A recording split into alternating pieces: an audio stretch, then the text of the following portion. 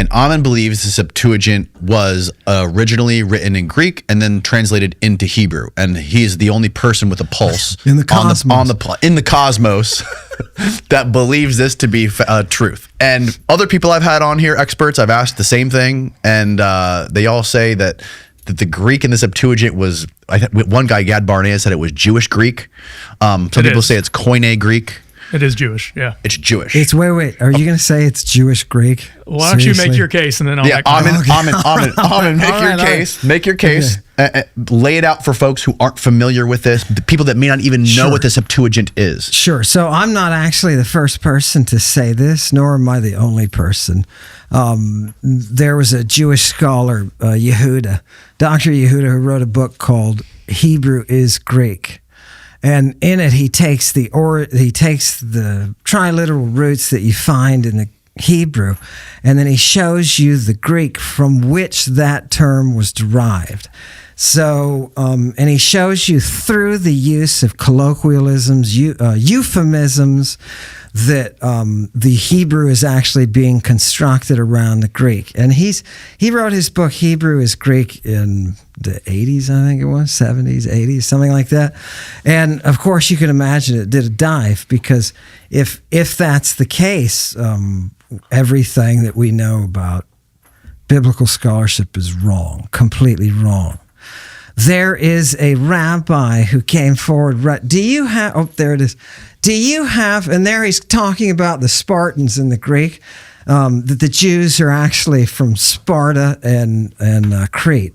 Anyway, can you, Steve, did you get the video clip, the short clip that I sent you last night? Yeah, I got it. Yeah, this is Rabbi, right? Tovia, right. Let's see here what he says. I'll be quiet. Okay. The key is that Christians are appealing to a Septuagint, a Greek translation. A translation can never be superior to the original. It's, in any Western court, the law of best evidence states that an original document in its original language is always superior to any translation. So this is a specious argument, but he is exactly good, right. Steve. A translation cannot be superior. To be clear, he is saying the Septuagint is a translation. Right, he's saying the Septuagint is a translation. Not agreeing with you. So the Septuagint should be a step down from the Hebrew original, because in the translation process, you lose information. You never gain information. You never get a more technical document from a translation, because the translation is not adding. You can always add stuff anytime you translate anything. Well, you can, but you're not translating. You're then a lot of the Septuagint is an embellishment of the original Hebrew. You're embellishing. Yeah. So what I'm saying is exactly what you're saying doesn't happen, does happen with the Septuagint. Okay, go on. So his premise is this: superior form is the original. Who decides superior form? I'll show you right now. Let's look at an actual text. Hit it, Steve, with the Greek text there. This is from Genesis 1:2. This is from Genesis 1:2. Is it this one? The one with the, yep, there you go. The whole verse is in the middle, and the earth was aoratos and akataskeuastos. The earth was King Jamesy, without form and void. Kaiskotos, and the darkness was upon the deep, they'll say, the abyss. And the Spirit of God hovered there over the waters. Now look at the two words that the earth is in the beginning. The earth was aoratos in Greek and akataskeuastos. If you look up those words, just because you want to know what they are, next slide, Steve. If you look them up, you're going to see, right? Here we go. Look at just tell me really quick, akataskeuastos, not properly prepared.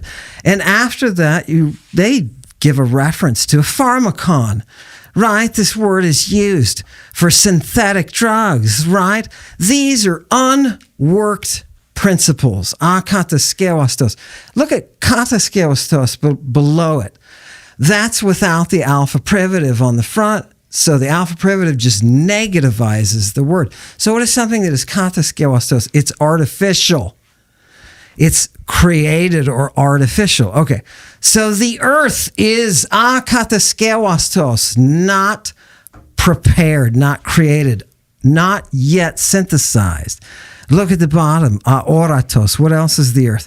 It's unseen or invisible. I want you to drop down to the second line and look at to aoraton.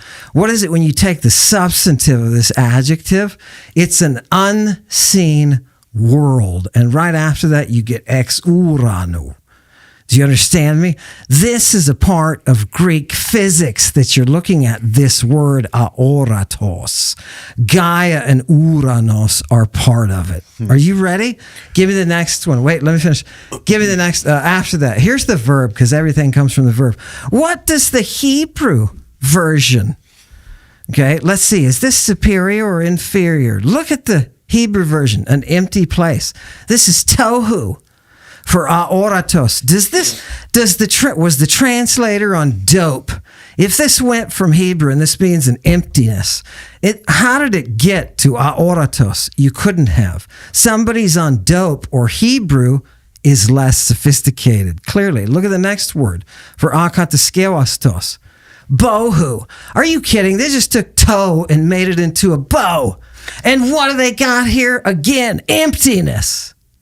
This Hebrew is not original. It is being constructed from the Greek.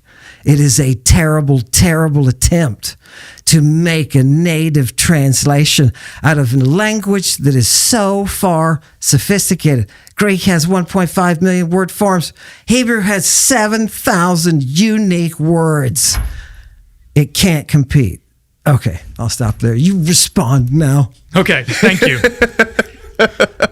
So again, let's examine our priors here. In other words, what are we sort of assuming? You're assuming as you go through this, number one, that you can make a judgment as to which language is more superior, which is very debatable. But let's just say, for the sake of argument, that you're right, that somehow Greek is more superior than Hebrew, which no linguist would. Technically superior, that it's more advanced, that it's more descriptive, has a bigger vocabulary. Greek has the philosophical tradition by this point, right? And so the translator who must be fluent in both Hebrew and Greek to do this translation is probably a Jewish person who knows Greek, because nothing else really makes sense.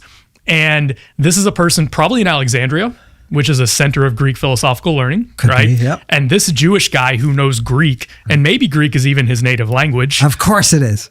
Because he's in a Jewish colonial context, just like a Jew in the United States today would have English as their native language. Doesn't make them any less Jewish. Doesn't mean that they haven't been to synagogue and learned Hebrew. 100%. Okay. I get it. So this guy is familiar with the Greek philosophical tradition. And so when he's translating these words, he is embellishing them. He's absolutely embellishing them. He's taking the Hebrew, and by the way, tohu wabohu, we don't even know to this day exactly what this means, okay? Like there have been so many books written on just these few words, and it's unclear, okay? Outside of the Torah, how much Hebrew literature from the 3rd century uses this word bohu or tohu and bohu? Very rare. Because there's no Hebrew literature outside. Of course there is. The Old Testament, yes, is there? Of course there is. Yeah. So, okay. What Hebrew literature is there outside of that? Let's say that your theory is right, that the Greeks or Jewish, Greek-speaking Jews or whatever in Alexandria, which is probably where this is being written, the Septuagint, are inventing this language. Do you think they're inventing it in Alexandria in the 3rd, 2nd century BC? Definitely. Okay, so if that were true, there should be no Hebrew before that. There should be no literature at all. There should be nothing. Ammon, you have a problem because there is Hebrew before that. What is the Hebrew? The archaeological evidence. We have a lot of archaeological evidence. Some scribblings. No, it's not. It's okay. You have no work. You have no. You go to and look at. They talk about the amulets. You go and look at these things. It looks like it could be an aleph. It must be. It must be Hebrew, or no, it's Proto-Hebrew. You have no works. Like Danny just said, you have no works in Hebrew. Let's hear what he has to say about it. We have the priestly blessing, which is in the book of Numbers, attested from an archaeological dig dated to the 7th century BC. Ammon. Yeah, that's 500 years before the Septuagint. You have the text. That Hebrew radically predates. You have the text. You can go look it up. It was in an archaeological Numbers dig. It was an archological dig. Written on the entire book of Numbers? No, I said 3 verses. The priestly blessing in Numbers. Let's look at this. Let's look this up. Look Let's look this up. Look up Ketef. Hold on. That's fantastic. if you can Ketef find Hinnom. it. Ketef Hinnom. 2 words. Space. 2 words. Ketef space HI. There you go. Yeah, it is. Ketef Hinnom scrolls. Yeah. Yeah. Okay, go to all. This is the silver. It's written on silver. Oh, wow. And it's written in Paleo-Hebrew. There it is. Priestly blessing from number Do they 6. think it's in Paleo-Hebrew? The Ketef It is Hinnom in scrolls Paleo-Hebrew. are 2 tiny. Well, I mean, it's a theory because it's true. No. What is Paleo-Hebrew? Explain to the people what Okay, yeah. Paleo-Hebrew is. And what are your documents that are in Paleo-Hebrew? Right here. Here's one of them. No. One This of is thousands. 3 One of lines from a thousands. silver. One of thousands. From a silver plate. One of thousands. Okay. So there is Paleo-Hebrew. Everyone agrees that Paleo-Hebrew is an alphabet that was used in pre-exilic time. So leading up to the destruction of Jerusalem by the Babylonians in 586 BC. Mm-hmm. They used a different alphabet than they used later. And this is what it looks like. This is what it looks Whoa. like. That's Paleo-Hebrew. That's silver That's silver. and written. So can you zoom in a little bit more, Steve? Yeah. So tohu wabohu is in there? Or, No, of course not. That's or not the verse. text, Yeah, it's or the priestly text blessing. of- So the that exact scribbling text? is Hebrew. That's Hebrew. Yeah. And it's something that's in the Bible. It's something in the Hebrew Bible that already is found in an archaeological dig from earlier than 600 BC. So it predates the Septuagint by hundreds of years. They're already writing Hebrew. They're already writing stuff that's in the Bible. They're already inscribing it and on scrolls, maybe keeping it with them, maybe as an amulet. What is Paleo-Hebrew? Paleo-Hebrew is this alphabet we're looking at. This is an alphabet. That's an alphabet. Okay, Yeah, and can it's you see it? Aleph, Bet, Gimel, Dalet, Hey, That's Vav. the it's an abjad. It's Technically, the exact It's an abjad. alphabet of the. It's an abjad. It's what we it's call a different classical script. Hebrew. It's a or different script, but ancient it's the Hebrew. exact same alphabet. Yeah. Yeah, and Yeah. they're sure that it's completely been identified Sure. as Hebrew. It's very clear. Right, See how no, clear I the- see see a how clear the Hebrew letters are? rendition. I See see how a clear the- Hebrew on the rendition, right. but No, they no, are no. certain. Wait, and they base that on what? It's just from this one. There's thousands of these. There's This thousands, is just but- the most famous one. But there's no. is the Is most there a famous one. translation of this from antiquity? I mean, No, how it's do called. we know? It's an archaeological What I'm dig. saying They is, didn't, how do they didn't put English translations what in I'm the saying archaeological is, dig. how do we know that that's the line from the text that we have? Because it's the exact same word in this from because several hundred somebody years put later. that. Somebody put Oh, that. you think in. it was planted? But no. Is this You're like an alien theory? What are you saying? They do the same thing with Phoenician. Yeah. Right, they do Which the is even exact older. same thing Which about is even older. guessing what the letters are, and that's why when they find an inscription, they guess that it's either Hebrew or Proto-Hebrew. At the time that this is being written, what's the date on the silver? Yeah, 700s? So 7th century BC. It was found. 600s BC. 600s BC. Yeah. How many? That's the consensus. How much literature is there being generated that is from this Proto-Hebrew? What other cultures are referring to Proto-Hebrew? It's none. There's several cultures around them that refer to Israel and refer to specific kings of Israel that are in Right. the Bible. They think they found the name Israel in an They inscription. found it I multiple read that. times. I don't read think that. anybody debates that except right. you, apparently. What is the Israel? Where does it come from? You're a linguist. It's a guy. Semitic. Yeah. It's Where a does Semitic the word Israel come Yeah. from? Well, it's a Semitic word. It looks like a verb, but it's a name, of course. So Semitic names are often compounds of a verb and a noun.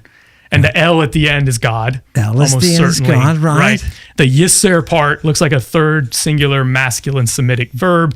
There's debate about which verb it would come from, but it might mean God rules, or he struggles with God, or God struggles with somebody. Okay. That's the traditional etymology. Yeah. Okay, what literature do we have in it that you just gained that insight from? Where is the evidence? Yeah. So here's I think the methodological problem. You're saying that if a culture got destroyed and the pre-exilic Israelite and Judean kingdoms got destroyed. The kingdoms got destroyed by the Assyrians in 721 BC and then the Babylonians in 586 BC.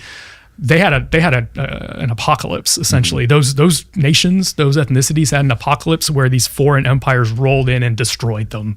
They just leveled their cities to the ground. Jerusalem was leveled to the ground in 586 BC. They burned Jerusalem to the ground in 586 BC. And so what happened when Jerusalem specifically was burned to the ground in 586 BC, guess where all the texts went? Burned. Gone. They got burned. In the that's why we had the libraries. silver is what we had. The silver survived, and this was, I think, it was buried, and it was outside of Jerusalem, And so it was wouldn't have in been a caught in the library? fire. It was in a library. They would have had libraries that got burned, just like the They Library had of Alexandria. libraries They almost certainly did. full of Hebrew libraries. Almost certainly. Full of, Almost certainly. They got almost burned. certainly, or they got did. That's a burned. big difference. Yeah. Okay, Ammon, let's back up and talk about methodology again, because I want to make sure. I just want to know if they I wanna had keep Hebrew libraries. I want to keep our eye. where this language was preserved. I want That's to all. keep our eye on the ball. Yeah. We've already said 2 hours ago at this point that we don't know much about the ancient world. So what we're dealing with usually is probabilities. I like to think this from like the perspective of a Vegas gambler. We don't know, if you're gambling on something in Vegas, you don't know for sure what's going to happen or whatever, but you have probabilities. Okay. You can say, well, it's most likely or it's less likely. And so I'm going to put money on things that are more likely. And so we have probability. So you're asking me for 100% probability of something that happened 3,000 years ago. Evidence. And I'm we asking really, for evidence. It's right up on the screen now. I mean, No, it's not. This That's is evidence. somebody's interpretation of what that is. That is not the evidence. So you don't know. What I'm telling to you is, if this is Ammon, hold on. Let me. If this language is being used at the time, if this language is being used at the time, what other surrounding peoples and cultures record it? I just told you there's multiple ones. But the problem is that those same empires that rolled in and destroyed Jerusalem destroyed those other cultures too. Right. Why isn't there a Greek record? So, Ammon, are you saying the Greeks weren't doing anything over there? Hold on a second. Hold on. Are you saying that the Hebrew writing on the right, correct, is not accurate to what's on the silver? How do we know that it's accurate? You don't know questioning Hebrew, the evidence of the people who made this translation or interpretation of what it is, because what other documents are they using? Do they have? That's why I asked, do they have libraries? You can't do this with Greek. There's no guesswork about what it is. There's no guesswork here. It's pretty clear. Proto-Hebrew versus no. Greeks had different alphabets. No. At this time that you say this thing is existing, there's Greek works all over the place. Society is run guess what? by that Greek work. You know what the Greeks avoided? Getting burned to the ground by the Persians, which almost happened in 480.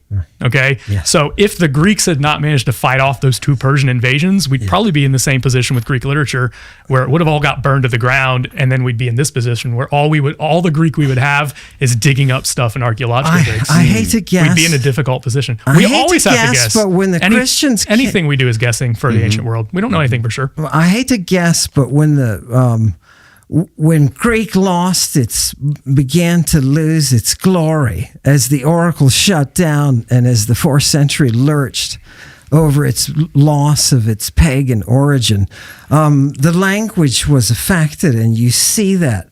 But in the influence of the Byzantine Greek, the problem is throughout the use of the Greek, we've got Greek grammarians, we've got Greek scientists who are working on the language, right? What I am saying here is, at the time that the Greeks are doing that and noting these other histories and these other societies around them and forming anthropologies and explanations of history of the cultures around them, nobody ever encounters anything like this. The only reference that we have to anything Semitic is the Phoenician.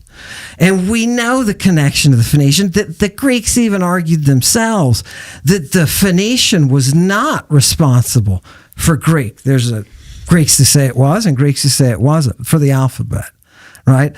So this is theoretical. There's no contemporary documentation of any of this.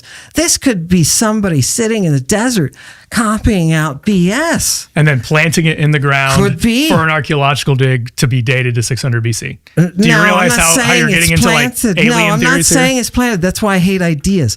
If we stick with the text, what I'm saying is this thing that you've got here just showed up in a vacuum. It showed up out of the ground. Where does this Paleo-Hebrew come from? Did they build buildings? If they got to this level of writing, they must have structures. They must have history and archaeology. Where is it for this? This is the archaeology. It's not. It's coming out of the ground. This That's thing archaeology. is not the archaeology. It's coming from the archologists who found it in the ground when they were doing an archaeological Everything has to dig. start somewhere, right? Yeah. Right. But when you find, let me tell you what I'm talking about. When you're doing a Greek site, for example, and you find Greek writing, the Greek writing builds for you exactly what's going on. You see those columns, you see this type of architecture, you see what they're using, the mathematics, they're in these Greek texts.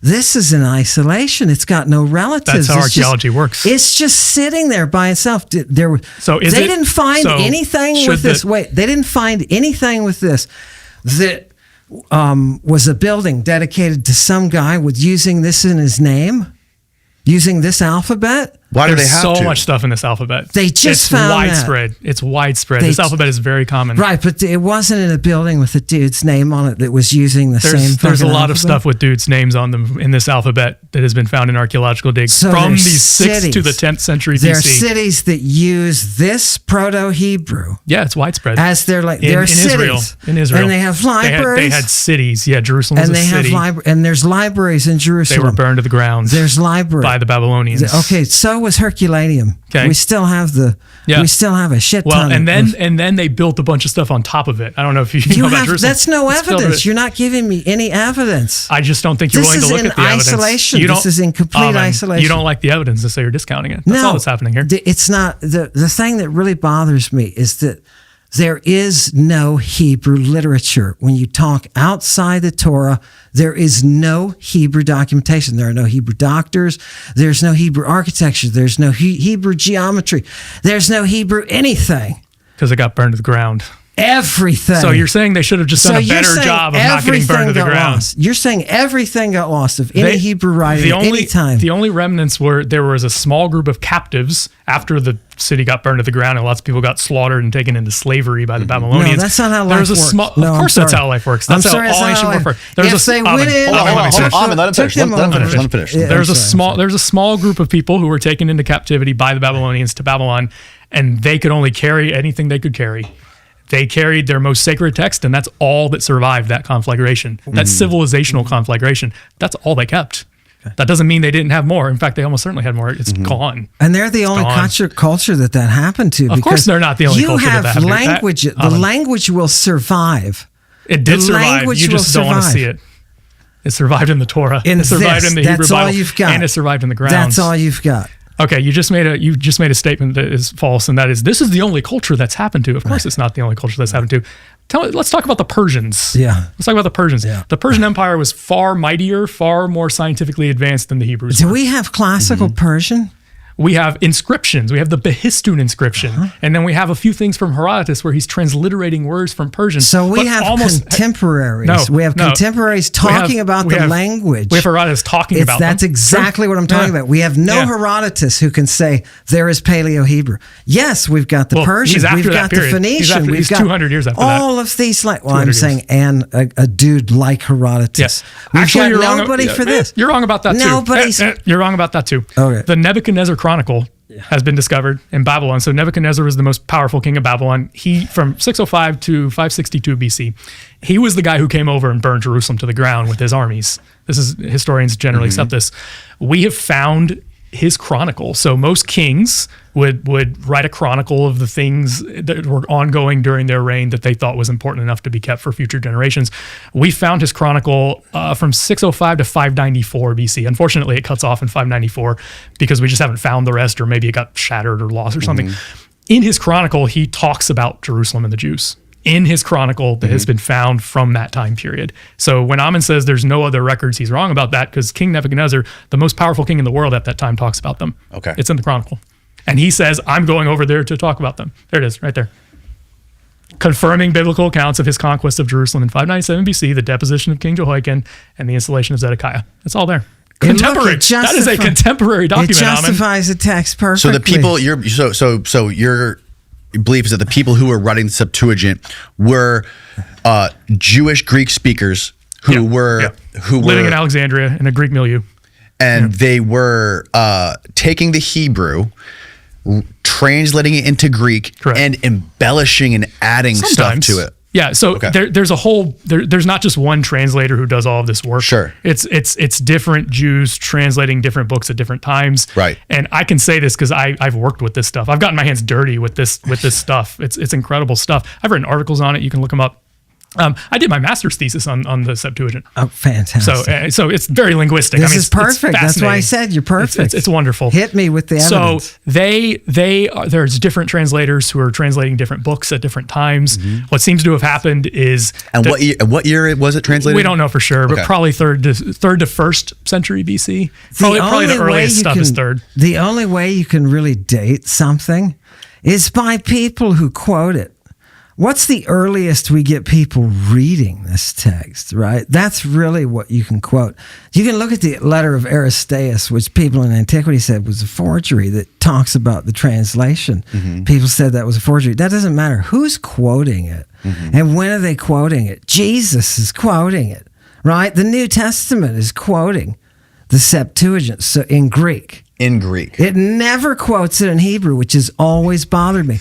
If the Hebrew is the superior original, and that's what the people, the rabbis are promoting, why the hell doesn't Jesus quote Why don't you Hebrew? think Jesus was quoting it in Hebrew? Well, Jesus was probably quoting in Aramaic. All right. Probably. No, that's linguistically let's go back to methodology. Weak. Probably. Is it probably in Greek? No, it either is in Greek or it isn't. You're trying to pull a fast one here. No. All we have is probably. Right. So when I say probably, I'm being responsible. Okay. When Ammon doesn't say probably, he's being irresponsible with the data. I want to be clear about that. So I'm a responsible scholar. I hope you are too. Let's try to work toward that. So obviously not. Hey, look, I'm dealing with you and we're talking about stuff. Right. I'm not calling you names. I just want to know how many times Jesus quotes Hebrew. Well, here's the thing. As you know, Jesus didn't write anything down, right? So all the stories we have about Jesus are somebody talking about him at a later date. Right. But when they're writing about him, they're writing about him in Greek because that was the colonial cosmopolitan language and they want their message to get out. Okay. All right. So Jesus was not a Greek guy. He's a Jewish guy. You agree with that, right, Ammon? I guess you already said you don't know who Jesus was. Greek is not an ethnicity; it's a language. Jesus was a dude It's a colonial language. Greek fluently, and he was in Egypt, so he probably studied in Alexandria, and he would have been studying Greek, not Hebrew. The question is, why does Jesus or anybody in the New Testament never quote Hebrew? Quotes Aramaic. Several times. In fact, the only times in the New Testament, in the Gospels, of course, when Jesus is directly quoted, how many at least a handful, right? Because they only quote at least a handful, and a couple of those are ones that we think, right? That we think may be Aramaic. No, they are. It's pretty clear if you know Aramaic that it's Aramaic. It's pretty clear. Yeah. It is. And we're going to keep going back to this every science. It's science. Look, it's science. It either is clearly Aramaic or it's not. Okay, you want me to say it this way? It is clearly Aramaic. It's clearly Aramaic. Lama sabachthon. Okay. That's when they say. Yeah, let's talk about that. That's can when we put this say. Up? Yeah, Mark 27. Mark 15, I believe, is when Jesus gets quoted saying, "Eloi, Eloi, lama sabachthani." Right. Can we put that up? And everybody says, "Oh, it's Aramaic." I believe that's Mark 15. Aramaic, right? Yeah, because it is. So let's talk about it. All right. I love this. Yeah. So I have not studied Aramaic, but it's closely related to Hebrew. So just because I've studied Hebrew, I can understand the Aramaic. Okay. Because they're like Spanish and Portuguese. They're not that different. And so if you study one, you can make heads and tails of the other. Okay. So I can tell you what this Aramaic is, and I will break it down for you linguistically. Okay. Scroll down. We don't. Yeah, this is the Greek, but can we get it in English? I think it's going to be more helpful if we get a translation. Actually, Mark, Greek, one chapter if you look at the sabachthon in the Greek, you have to see the Greek. Hold on, let's focus on this. Scroll down. It's toward it's when he's on the cross and he cries out his final word. Yeah, a little more. There it is.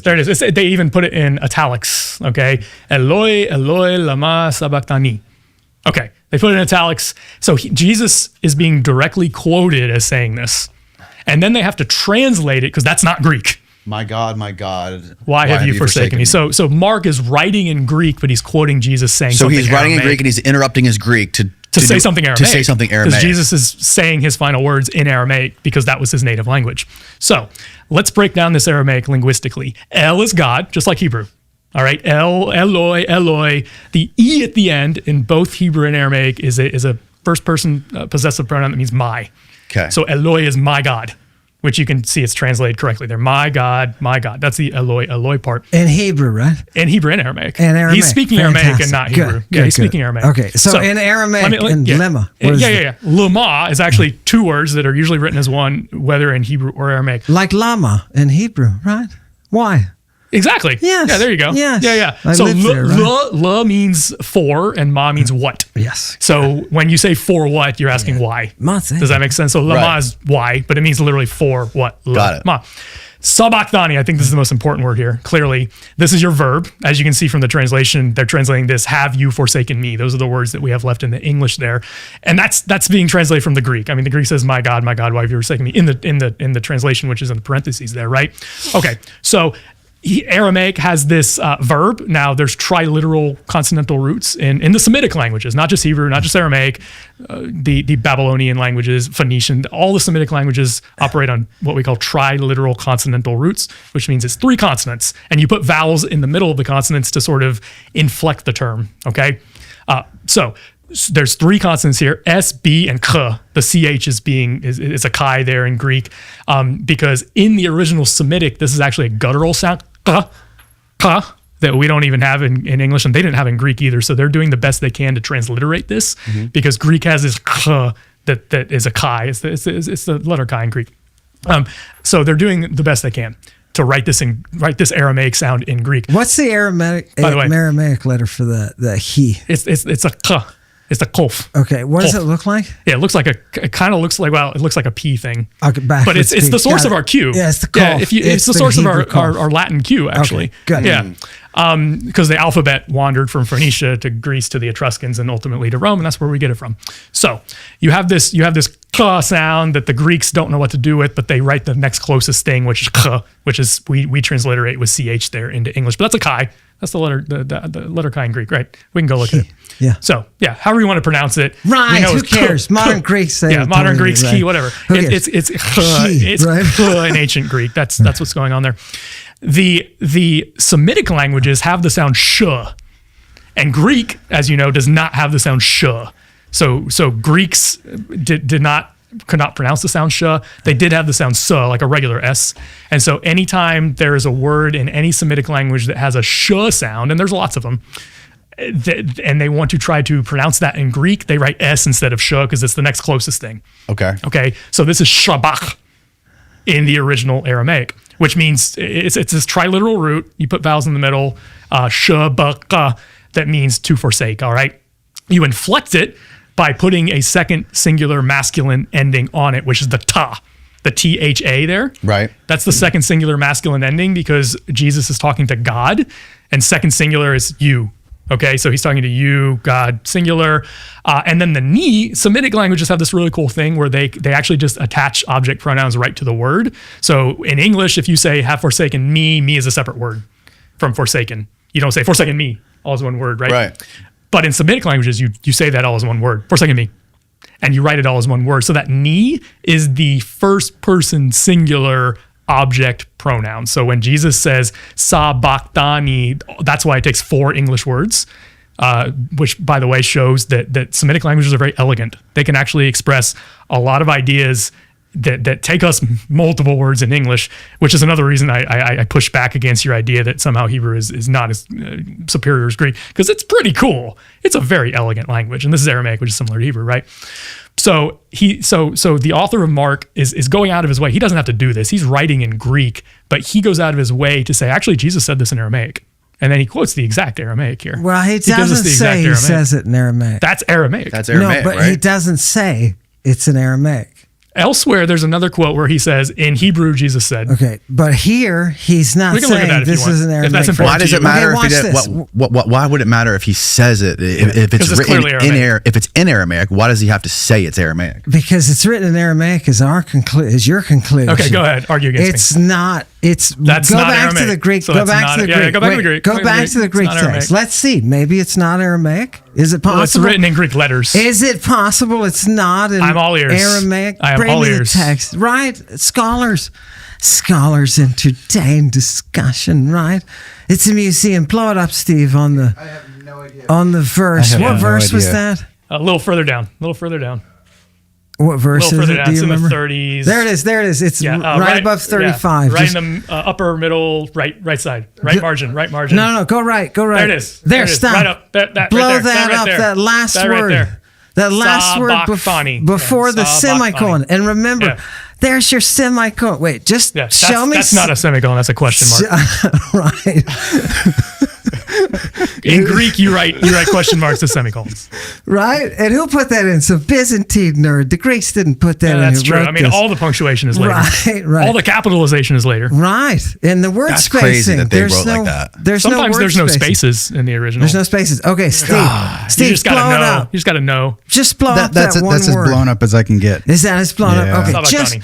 just this one word, because this is the verb, and to be honest, Yeah, this is the most interesting of the words. good. Verb is always awesome. Oh, sure. So if this is Aramaic, as you say, this should have really no Greek essence to it. Why?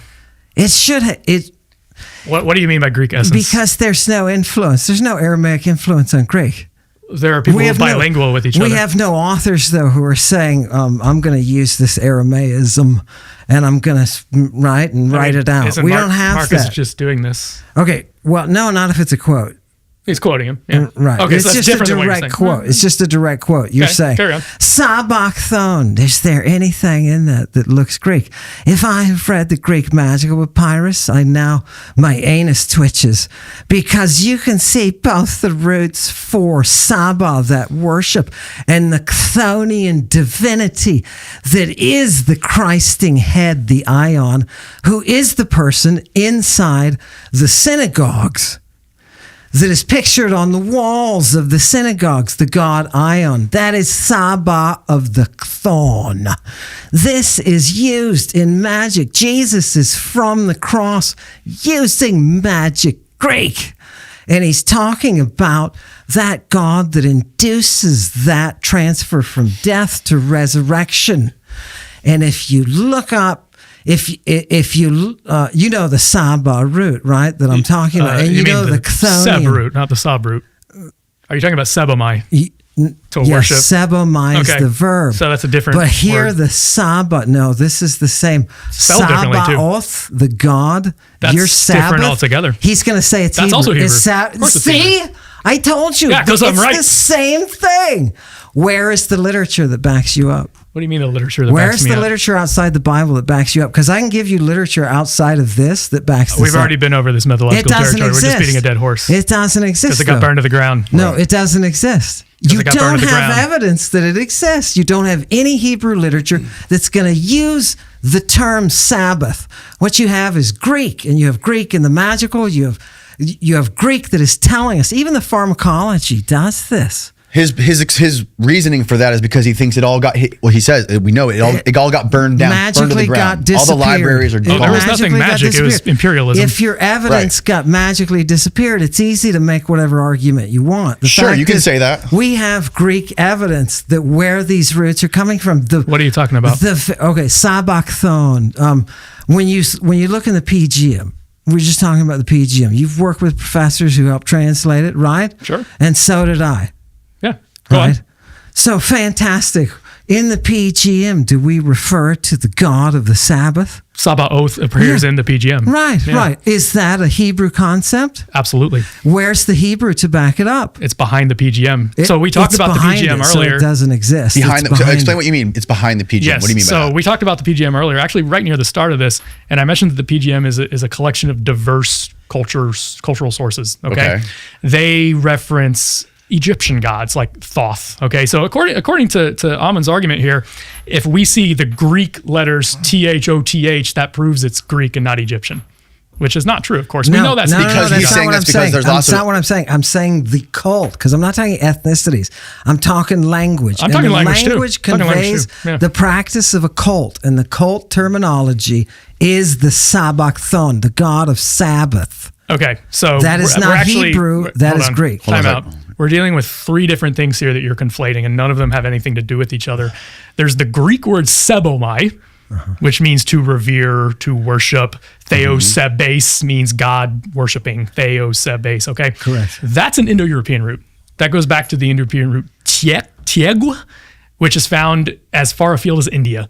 Okay, And so you will put an asterisk. You will put an asterisk on that term because that is a back formation. You are guessing. Indo-European is guesswork. For the 1,000th time, we're guessing about everything. Yes, guessing. he is guessing about everything. I'm not. These are texts, and I don't want to guess. No. I have seen that expression in magical text. That is not Hebrew or Aramaic. There's no guesswork he's quoting here. him in Aramaic. This is pure philology.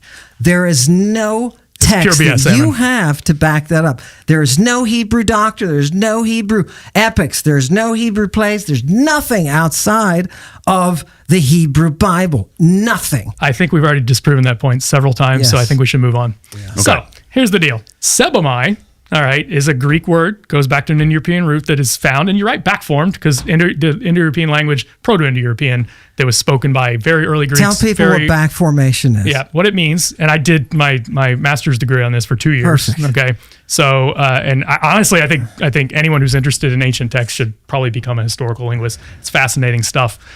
So what we do is we look at the texts that exist, the texts that exist in the real world, whether Greek, Sanskrit, Latin, Old English, whatever, and we notice similarities that are highly unlikely to be accidental. Okay, and the scholars, the European scholars who first noticed this, they already knew Greek and Latin. They went to India as part of the British colonial project that was there, and then they learned Sanskrit. Some of them learned Sanskrit, and they said Sanskrit is suspiciously similar to Greek and Latin. Okay. Now, there were always theories, like in antiquity, people already noticed that Latin and Greek were suspiciously similar. Their theories usually ran in the direction of, well, like Latin is like a borrowing of Greek or something like that. But what scholars have recently realized in the past couple hundred years is that none of them are stealing from each other. The reason they look similar is the same reason that you look similar to your brothers and sisters and cousins. It's not because you stole genetic material from your brothers and sisters and cousins. It's because you have a common ancestor. There's an evolutionary tree that's going on here. And so the Sanskrit word tyaj means to worship. It means to revere. It means to do that kind of thing. And we're talking about science and data. So historical linguistics is all about science and data. That's really all we do in historical linguistics. I think you'd like it, Ammon. So what happens? And the Grimm brothers, they're into they were into that too. Yeah, Grimm's law is a famous sound law in ancient Germanic linguistics. So what we've seen in historical linguistics is anytime you have the sound tia, it palatalizes. That's kind of a technical term in linguistics. It palatalizes to an S. All right, tia becomes sa, which you can almost kind of see how tia, sa, not that different, right? So anytime you have a tia in Proto-Indo-European, it's going to become a sa in Greek. And then anytime you have a gua, it's going to become a ba. It simplifies to a ba. So seb is the regular outcome of this hypothetical, but I think pretty well substantiated based on the linguistic evidence, Indo-European root that meant to worship. In Sanskrit, it doesn't change as much. The gua becomes a ja, which we write J usually, but it's in Devanagari originally. And so you get this form, all right? So sebomai is a well understood Indo-European root that goes back thousands of years in the Greek language that means to worship. It's a native. So back formation is the creation of a word that you don't have a text to back it up. That's because there were no texts 6,000 years ago. Right. Yes. We've already said that. Right. So the back formation is a creation. It's not a reality. In language and philology, it's not a reality. That's why they have to put an asterisk next to it in linguistics to show you this is not a real word. Do you think those are all made up? There is no evidence. Why would they make them? They are all speculation, just like you were saying. Everything is. We are speculating. The question is, when we go to Vegas, what odds are we going to get on that speculation? I don't want to speculate. Then you can't do this work. All you can do is speculation, linguistics. Everything is speculation. When you talk about historical linguistics, the Greeks themselves, the grammarians, I don't know if you read many grammarians, but I do. And the grammarians will talk about the influence of languages like Pelasgian with the double sigma. And they'll talk about how that arrives. And the influence as far west as the Etruscans. Okay. That's the type of historical development you don't have to put an asterisk next to. The Grimm brothers, with all of their stories, oh God, it's just speculation. And I don't want speculation for this text. If I see other Greek texts that use this word and it's a magical text, that makes me think this is probably a magical term. Okay, so you keep harking on this thing, just speculation, just speculation, just speculation. But then in your work, we've already noticed that a lot of what you do is speculation. No, give me an example. Yes, we've already talked about this. What? Okay, Give me an example. Like the earlier thing. The fellatio? The fellatio, pure speculation. No, it said it was a euphemism. It said it's a euphemism. I didn't say that. Okay, when you speculate that that's what that word means in that context, it's pure speculation. Now we can go to Vegas and put odds on it, but you don't know that. We've already covered that ground. You don't know that. When you it don't says know that. the comma's in his hand, You don't know that. You don't think. Okay. Another thing. Something's wrong. There's something a wall is wrong, here. Ammon. There's a something wall is wrong, here. Ammon. So it seems. Put up the semicolon. It seems like you think that texts are divine. Like you think that it's in the texts. That's all we got. Texts are divine. No, I'm a classical philologist. That's all I do is text. That's a problem because you have to have context for the text. There's more to just what we're doing than just what the text is. We have to analyze it. We have to say, is this text wrong? Is it right? Who wrote it? What's their propaganda angle? And what was everyone else saying in different Absolutely. professions surrounding that? Yeah. Like doctors or lawyers or physicians or whatever, philosophers. Yeah. Can we return to sabachthani because there's several more My points. speculations. I want to hear more about Let's wrap up. Let's wrap this. I want to move on after this. Yeah. Go ahead. So, Ammon, what did you say about the Chthon? You said it's connected to Chthon. Chthonian divinities. Okay. Correct. All right. So let me point out the methodological problem with the way that you're approaching this word. It seems that you're saying, hey, look, there's this word that doesn't appear to be in Greek because it's nonsense in Greek. Sabachthani doesn't mean anything in Greek, but there's a part of it that looks like a word that is Greek. It's not nonsense. There's a part of it. No, it's not. No, you're wrong. No, I'm not wrong. That's not what I'm saying. Aramaic. It's not nonsense. Sabachthani is attested in the PGM. You can go and look at a goddamn Sabaoth. ion wall. Are you mixing and up see the Sabaoth ion. and Sabachthani? Do you know who the god Ion is? Yeah, I'm familiar with it. Let's go. What does Ion give the Jew or the Christian? What are you talking Ionic life. It's why he's sitting it in means the eternity, synagogues. Ion. Yes, and Idios. Why does that also mean eternity? What does this have to do with sabachthani? What is no? Can we focus here? Let's focus. Listen, I'm telling you, it reads so much Greek. I can So show you can mystically see things that nobody else, even me, cannot see. No, I'm showing you what experience does. Oh, so 20 years not enough. Am I going to learn this in year 30, 32? When am I going to get to this? I'm going to bring you, when I bring you an apocryphal text that uses Ionic right next to eternal, Idios. Okay. And you will see the difference, but you haven't because you are trusting in Jesus. What are you talking about? You are trusting in that text. You are the one who's making this I have no idea what you're talking about right now. Yes, Do you, Danny? You What are don't talking have about? Listen, Nope. listen. Have you read Philomenus? Does it matter?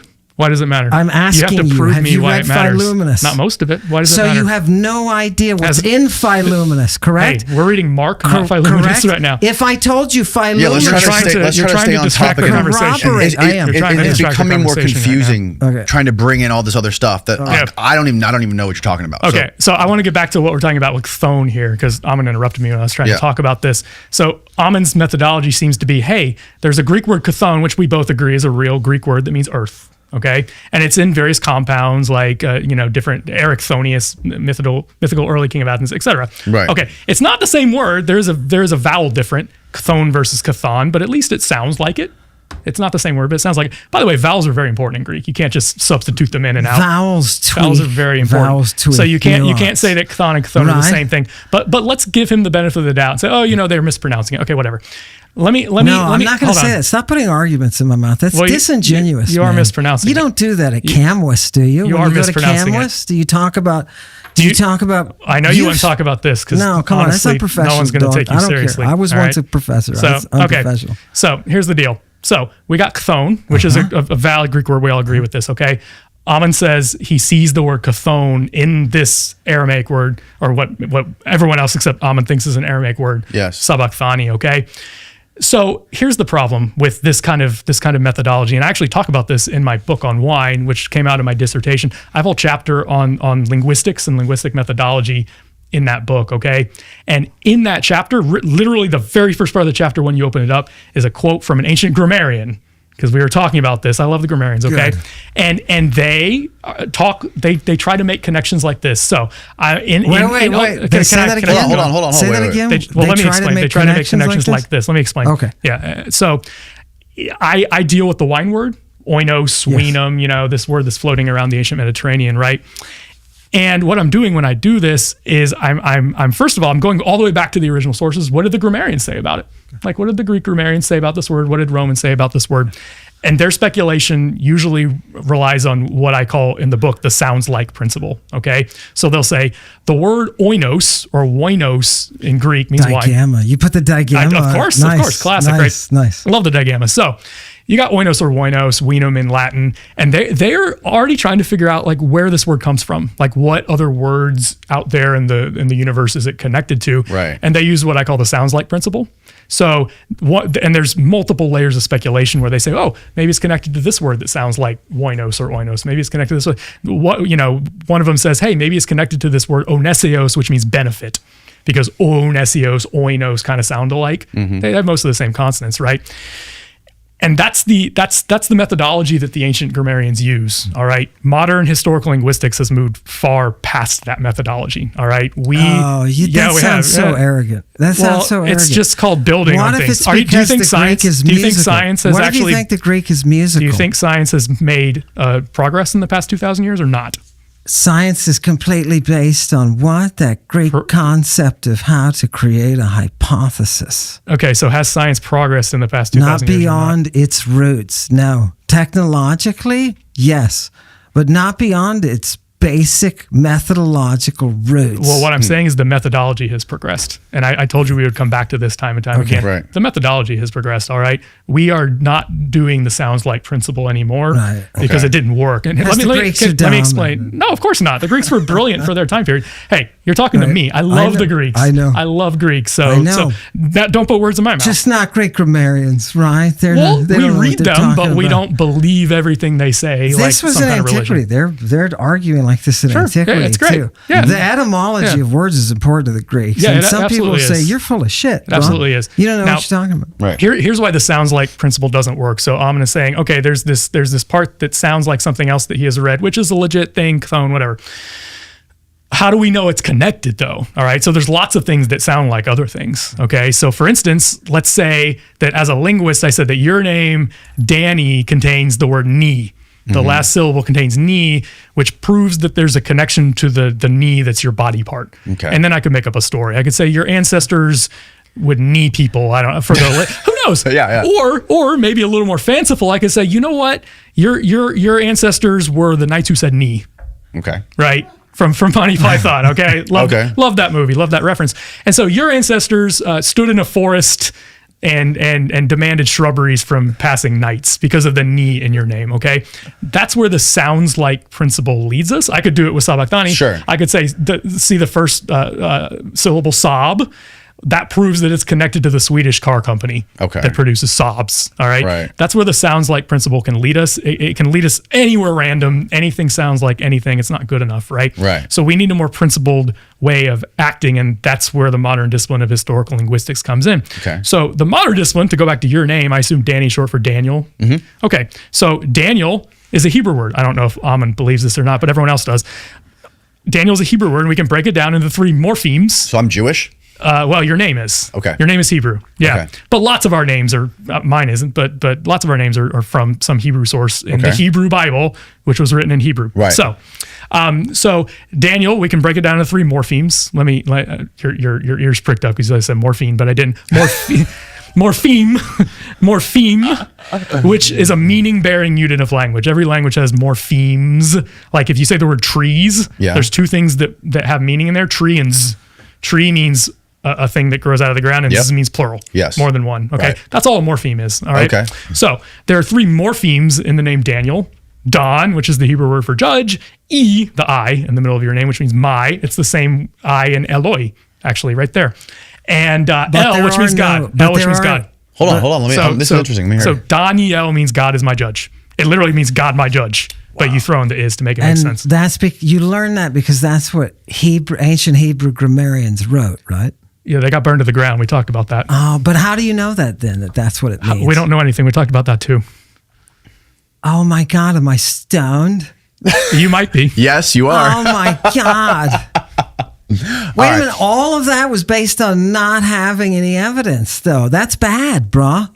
That's bad. I think we've gone through this already. I don't know if we need to go through It's that. Right, Yeah. We've been through all What this. time is it? We're already 3 hours in. How long is this? We're Well, almost 3 hours in. Yeah. I We have a understand lot of how ground to you can cover. do it. We I have might a lot have to of- come back. we have to Honestly, we move have on. so much to cover. That I Yeah, think, we will. Yeah, can we come back? Yeah. Well, we're not going to end it right now. We still want Oh, no, I know. Oh, we I can know. absolutely do I just another think we one. have Yes. another 5 hours left here. I mean, totally. we got way more. Wondering if we're keeping the way more. audience. Yes. Yeah. We Yeah. really got stuck here on in the weeds here on this this stuff about the Septuagint and this word.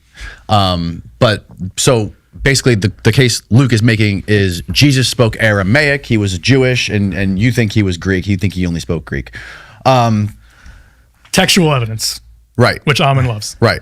The audience can make up their mind. We'll have to definitely do another one on this. So now I want to move on to Ammon's biggest claim is that Christ is a pharmaceutical term. Correct. Yeah. Now, the case Ammon makes, and correct me if I'm wrong, is the first time the word Christ was ever used in Greek was from Homer, and it's been used hundreds of times before Jesus Christ. Correct.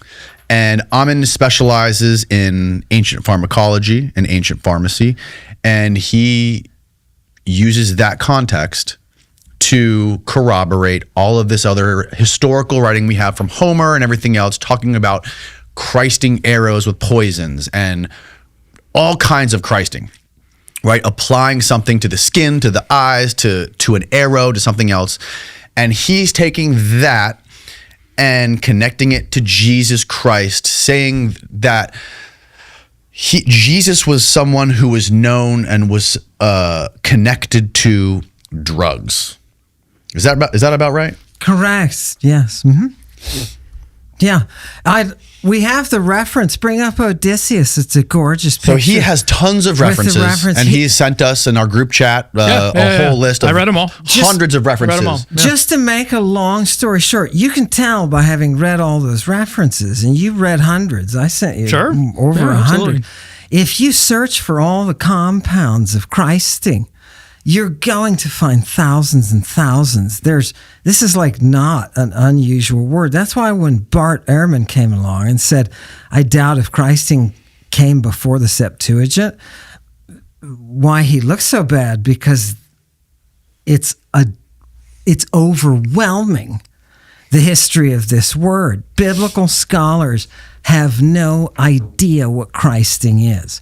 They don't know it's an actual drug. They don't know the action of Christing as somebody applying a drug. They don't know that chrio is associated with oistrus, the sting of the gadfly. The Greeks had established in mental changes, frustration, craziness, mania, right? Those are all associated with being Christing. We have it in Aeschylus himself with Io, right? And she says, what about this? I'm being Christed by this powerful mind-altering thing. So from the arguments I've heard against Ammon, me using my best judgment is that what most people believe is that Christing was applying something. It could have been drugs. It could have been a roof. It could have been a coating underneath the sometimes it's ship paint. to make Sure. ships more It buoyant. means- They it would means to Christ apply them, something. Sure, painting something. Yes, it was drugs. It was lots of other things, but they don't believe that Christ had anything to do with this word, similar to your Dick Cheney and pulling a Dick Nixon. Dick Nixon, right? Sure. Yeah. Okay. That seems to be the general pushback to Ammon. Yeah. So, But Ammon thinks Christing was exclusively drugs. No. Okay. Yeah, it definitely wasn't exclusively. Christ plastered. No, see, here's the thing. Yeah, I don't you can come up trio with all sorts of things. I don't come up with ideas. I just read the text. Now, in the overwhelming majority, it's drugs. You can Christ plaster shit. Heraclitus Christed himself with poop, right? Dung. There's all sorts of things. You can Christ a ship with a pitch so that it's not waterproof, right? Right. But the overwhelming majority are drugs. And the texts that I read are talking about the use over and over. And even texts like And how do you know? notice his paraphrase of John. He talks about the antidote, that's the Greek word, Right. that was given to Jesus when he was on the cross. So this is not the association of Christing. You can Christ your penis. There's a very well-known satyrs rite where you Christ the penis and you introduce that Christ penis to the vagina. And that process is to kickstart the mystery. It's a Bacchic satanic chorus. You didn't know. Did you know in Greek that you have the expression the Bacchic satanic chorus? I mean, Satan is a Jewish idea, not a Greek idea. So what are you talking about? I'm asking you, did you know that there is a Greek text that uses the Greek term Bacchic satanic chorus? I'd have to see the text, and I think you would agree. I we'd have would to look at love the to text. show This it is probably to you. not the time. All right, here's the Because point. distracted. Here's the point. Here's my question. Are you just saying it's overwhelmingly associated with drugs because you specialize in drugs and read drug texts, or have you saying the texts looked themselves. through everything? I'm saying performing a TLG search Got on it. everything that we've Okay. got on Christing. The overwhelming majority are drug associated. That should be pretty easy to prove or disprove, right? Yes. With the TLG. Okay, so do you think inject is a drug term? The English term? Inject, yeah, the English inject. I think it's pharmaceutically associated term. I agree. Yeah, so it's a term that is often used in drug contexts. Sure. It's also used in other contexts, like let me inject myself into this conversation. Right. Right. Okay. Correct. And so the verb creo in Greek is the same way. Okay. Okay. It can be used in various terms because it means to apply something to the surface of something else. Right. So if you're applying an ointment, which is a medicine, which could be called a drug, then sure, if you want to call that a drug term, go for it. I'm not going to argue with you on that. And you have all these references where there's some kind of ointment, some applied, medicine, drug, pharmakon. Right. That's fine.